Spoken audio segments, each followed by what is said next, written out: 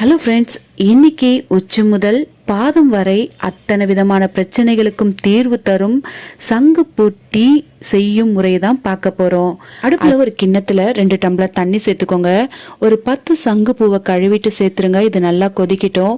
இன்னொரு டம்ளர்ல அரை எலுமிச்சை பழத்தை பிழிஞ்சு எடுத்துக்கோங்க.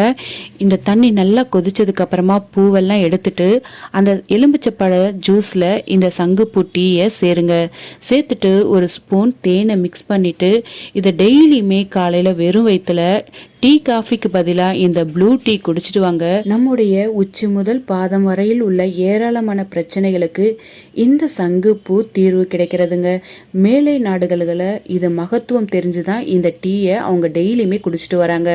இதை கம்பல்சரி நம்ம டெய்லியும் குடிச்சிட்டு வரப்ப நமக்கு வெயிட் லாஸ் ஆகும். நம்ம உடம்புல இருக்க தேவையற்ற கொழுப்புகளை கரைக்கிறதுக்கும் உதவியா இருக்கும். நம்ம உடம்புல இருக்கிற பலவிதமான பிரச்சனைக்கு தீர்வும் கிடைக்கும்.